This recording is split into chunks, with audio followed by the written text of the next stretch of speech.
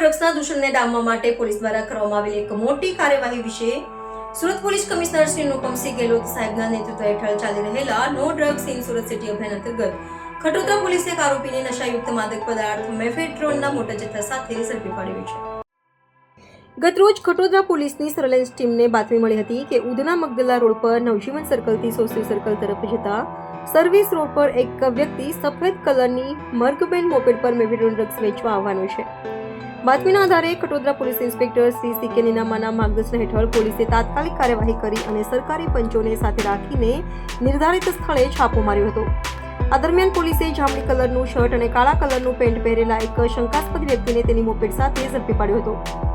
ઝડપાયેલા આરોપીની તલાશી લેતા પોલીસને તેની પાસેથી 97.150 ગ્રામ મેફેડ્રોન મળી આવ્યું હતું, જેની બજાર કિંમત અંદાજે 9,71,500 રૂપિયા થાય છે। એટલું જ નહીં, પોલીસે આરોપી પાસેથી રિયલમી કંપનીનો મોબાઈલ ફોન, રોકડ રકમ અને ડ્રગ્સના પેકિંગ માટે વપરાતી નાની પ્લાસ્ટિકની થેલીઓ પણ જપ્ત કરી છે।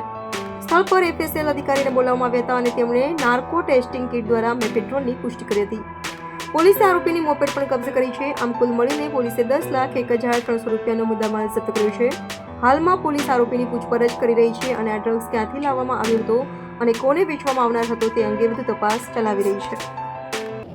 સુરત સિટીમાં no drugs in Surat city અભિયાન મુજબ માનનીય સીપી સરના નિર્દેશ મુજબ આપણા ખટોદરા પોલીસ સ્ટેશનના બે પોલીસવાળા ચેતનભાઈ અને બહાદુરસિંહ એ બંને પેટ્રોલિંગમાં હતા અને બંને માનનીય સીપી સરના નિર્દેશ મુજબ દરેક પોલીસ સ્ટેશનમાં બનાવેલી એનડીપીએસની ટીમના પાર્ટ છે અને એને બાતમી મળી કે નવજીવન સર્કલથી સોશિयल सर्कल तरफ આવતા સર્વિસ રોડ ઉપર એક બર્ગમેન મોપેડ है એના ઉપર એક માણસ છે, એના પાસે એમડી અને વેચાણ કરે છે ને એમડી બાઇકમાં થઈ શકે। આ બાતમી ઉપર એ બંને માણસો ત્યાં જઈને અને મોપેડને રૂકાઈને ચેક કરી તો એક એમડી જેવો પદાર્થ આને બાઇકની ડિગ્ગીમાંથી મળ્યો।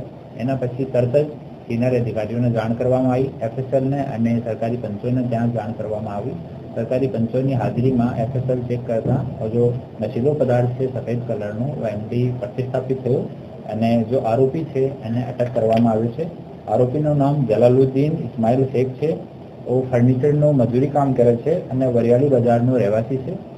પ્રાથમિક તપાસમાં જલાલુદ્દીન શેખ જણાવ્યો છે કે કોઈ શોએબ કરીને માણસ છે બાકીનાનો એના પાસેથી પરચેઝ કર્યો છે। જલાલુદ્દીન શેખ ઉપર એક જૂનો ગુના પણ એમડીનો છે। લાલગેટ પોલીસ સ્ટેશનમાં 11 ગ્રામનો દર્જ થયેલો હતો, જેમાં 6 માસ સુધી રાજકોટ જેલમાં હતો। એના પછી બેલ મળ્યા પછી 3 માસ સુધી ફક્ત ફર્નિચરનું કામ કર્યો અને 3 માસ પછી ફરીથી ડ્રગ્સનું કામ શરૂ કરી દીધું અને એને મોબાઈલની ચકાસણી કરતાં મોબાઈલનો ડાટા દરેક દિવસો ડિલીટ કરી નાખે છે, વોટ્સઅપનો ડાટા પણ અને મોબાઈલનો ડાટા પણ।